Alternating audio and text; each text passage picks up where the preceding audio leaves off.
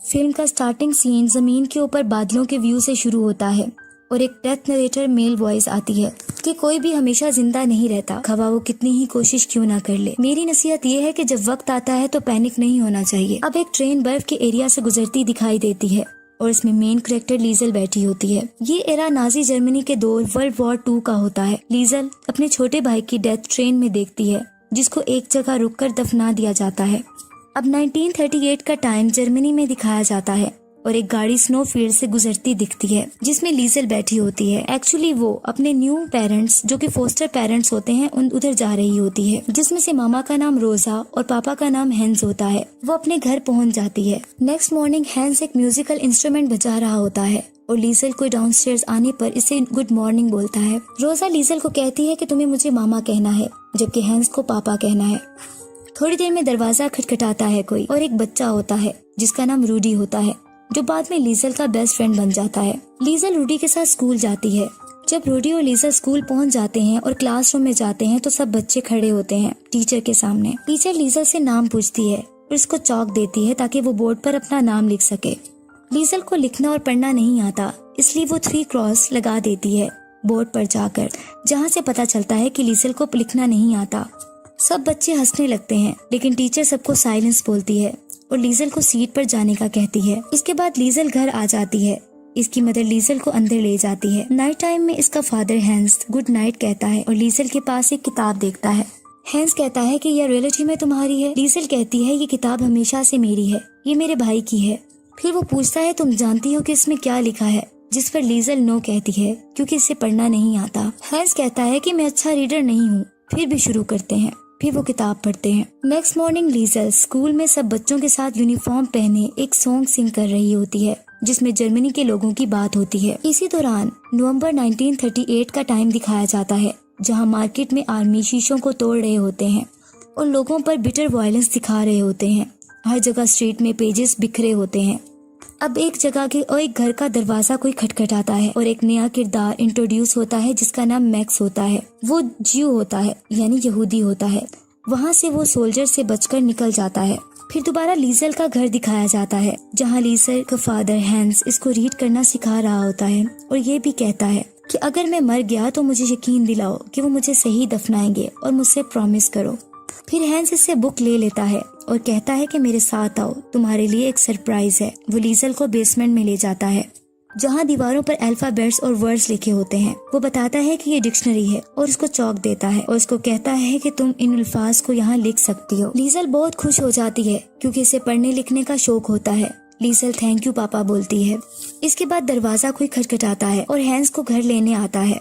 लीजल को हैंस आवाज देता है कि जल्दी आओ वरना हम परेड मिस कर देंगे। नाइट टाइम होता है। सब लोग, पूरे टाउन के लोग एक जगह जमा हो जाते हैं जहाँ एक आर्मी ऑफिसर स्पीच कर रहा होता है। वो कहता है कि नेशनल सोशलिस्ट रेवोल्यूशन के दौरान हमारी नेशन कम नहीं होनी चाहिए। हमारा डिटर्मिनेशन अपने आप को मोरली और इंटेलेक्चुअली साफ करना है। एजुकेशन, थिएटर, फिल्म्स, लिटरेचर और प्रेस, ये सब सपोर्टिंग पिलर्स हैं जो कि हमारी नेशन की शख्सियत को एक अलग शेप दे सकते हैं। यही वजह है कि आज रात हम सब इकट्ठे हुए हैं ताकि हम अपने आप को इंटेलेक्चुअल डर्ट से आजाद कर सकें। फिर वो दरमियान में बुक्स के ढेर को आग लगा देते हैं और वो कहता है कि हमें इलनेस को जड़ से उखाड़ना है जिसने जर्मनी को इन्फेक्टेड किया है पिछले 20 सालों से। हम अपने दुश्मनों से फाइट करेंगे अगर जंग होती है और हम अपने फ्यूचर के लिए खड़े होंगे जब तक हमें आखिरी फतह न मिल जाए। इस तरह की वार हमारे एनिमीज को खत्म कर देगी। लीजल सब गौर से सुन रही होती है और सारे लोग साथ में आवाज लगा रहे होते हैं। ऑफिसर ये भी कहता है कि ये कम्युनिस्ट और यहूदियों को हम खत्म कर देंगे।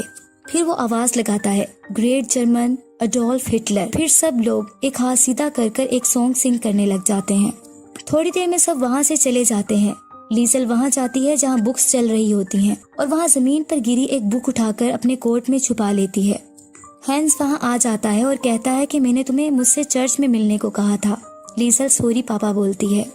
हर जगह बुक्स के पेजेस बिखरे होते हैं। फिर लीजल को कफ होने लगती है क्योंकि हल्की जली हुई बुक इसके कोट में होती है। हैंस को पता चल जाता है लेकिन वो कुछ नहीं कहता, बस ये कहता है कि हम इसको सीक्रेट रखेंगे और इसको दूसरी किताबों की तरह बेसमेंट में जाकर रीड करेंगे। लीजल बहुत खुश हो जाती है और पूछती है कि क्या मेरी रियल मामा कम्युनिस्ट थी? क्या हिटलर ने मेरी मामा को मुझसे दूर कर दिया है? और फिर कहती है मुझे नफरत है हिटलर से। हैंस कहता है ये किसी के सामने नहीं कहना। घर आकर लीजल उस किताब का नाम पढ़ती है, the Invisible Man by H.G. Wells. फिर अचानक से कोई दरवाजा खटखटाता है। हकीकत में वो वही किरदार मैक्स होता है जो कि एक ज्यूइश फर्स्ट फाइटर होता है। वो घबराया हुआ आता है और मदद मांगता है और रोजा और हैंस इसको अपस्टेयर्स भेज देते हैं। हैंस लीजल को बताता है कि मैक्स का फादर वार में इसके सामने मरा था और इसके फादर ने मेरे लिए अपनी जिंदगी दी थी और मैं इसकी फैमिली का एहसानमंद हूँ। फिर वो इसे कहता है लीजल को कि मुझे अपने अल्फाज दो कि तुम ये किसी को हमारे विजिटर्स का नहीं बताओगी और अपनी रूह को भी नहीं। लीजल वादा करती है कि वो किसी को नहीं बताएगी और फिर नेक्स्ट मॉर्निंग स्कूल चली जाती है। स्कूल ऑफ होने पर लीजल रूडी के साथ भागती है और जल्दी से अपने घर आ जाती है। फिर रात को जब ज्यूइश मैक्स सोया होता है तो इसके हाथ में एक बुक होती है। वो इसके हाथों से बुक लेने लगती है कि मैक्स की आंख खुल जाती है और वो कहता है कि तुम क्यूरियस गर्ल हो। वो बुक इसे वापस कर देती है और पूछती है ये किताब किसके बारे में है। तो मैक्स कहता है ये हिटलर के बारे में है। फिर लीजल पूछती है क्या तुम हिटलर से छुप रहे हो, क्या तुम कम्युनिस्ट हो, क्या इन्होंने तुम्हारी माँ को ले लिया है। इस पर मैक्स कहता है कि नहीं, मैं यहूदी हूँ। नेक्स्ट मॉर्निंग रोजा लीजल के पास आती है और कहती है कि तुम्हारे लिए एक काम है। उसको लॉन्ड्री के कुछ कपड़े देती है और एक घर जाने का बोलती है। कुछ ही देर में वो रूडी के साथ उस घर में पहुंच जाती है जहां एक ओल्ड लेडी इल्सा होती है जो कि इसको अंदर बुला लेती है और इसको अपनी लाइब्रेरी में ले जाती है क्योंकि शायद वो जान जाती है कि लीजल को लिखने पढ़ने का शौक है। लीजल वहां जाकर बहुत खुश होती है और बुक्स को टच करती है। फिर एक बुक द ड्रीम करियर उठाती है।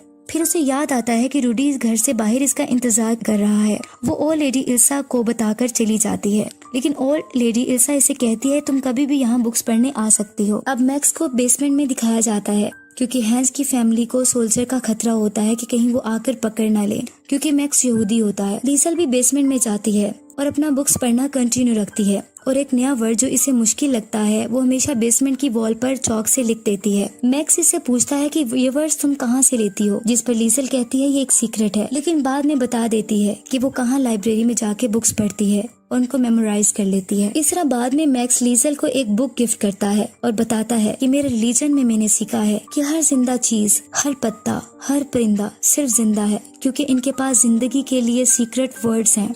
हम में और क्ले में फर्क सिर्फ वर्ड्स का है, अल्फाज जिंदगी होते हैं। फिर आहिस्ता आहिस्ता बहुत सर्दी बढ़ जाती है। स्नो फॉलिंग की वजह से मैक्स बीमार हो जाता है और बेसमेंट में सर्दी से रहने की वजह से अब लीजल को लगता है कि मैक्स मर जाएगा। वो अपने डेड ब्रदर की पिक इस पर रख देती है और हमेशा की तरह इसके पास बैठकर बुक्स पढ़ती है। The Invisible Man by H.G. Wells. एक स्ट्रेंजर एक सर्दियों के दिन फेब में बहुत ही तेज हवा और बर्फबारी में यहाँ आया। कोई इसके बारे में नहीं जान सकेगा जब तक कि वो मर ना जाए। इसके बाद लीजल उसी ओल्ड लेडी इल्सा के घर चुपके से विंडो के जरिए लाइब्रेरी में जाती है और एक बुक को चुरा लेती है क्योंकि इल्सा का हस्बैंड लॉन्ड्री लाने से मना कर देता है। और इस तरह वक्त गुजरने के साथ साथ वो एक एक करके बुक चुराती रहती है लाइब्रेरी में चुपके से और रूडी भी इस बात को जान लेता है, लेकिन वो ये कहती है कि मैंने सिर्फ बोरो की है। इसके बाद लीजल रूडी को मैक्स के बारे में भी बता देती है।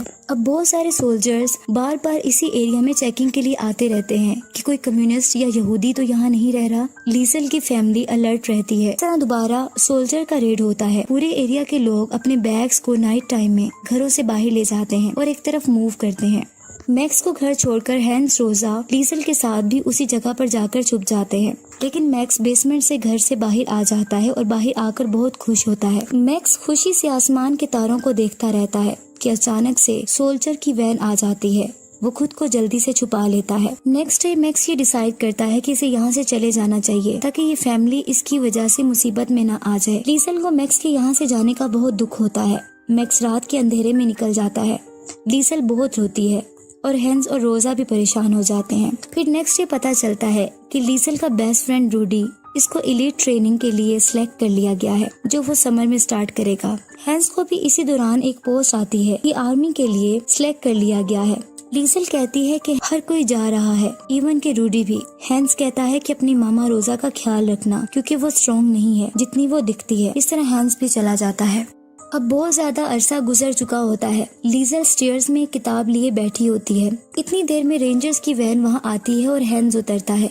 लीजल इसे देखकर खुश हो जाती है और पापा कहती है कि आप घर वापस आ गए हैं। हैंस अपने घर में बैठा लीजल से बात करता है लीजल कहती है कि मैं मैक्स के बारे में सोच रही थी, हैरान होते हुए कि वो कहाँ है। हैंस कहता है मैं भी। इस तरह वॉर दोबारा शुरू हो जाती है क्योंकि वॉर डेज होते हैं। नेक्स्ट डे सब कुछ मिट चुका होता है, घर टूट चुके होते हैं, डेड बॉडीज हर जगह बिखरी होती हैं, बिल्कुल सब खत्म हो जाता है। सोल्जर एक जगह के नीचे से एक जिंदा लड़की को निकालते हैं, वो लीजल होती है। लीजल बच जाती है और जख्मी होती है।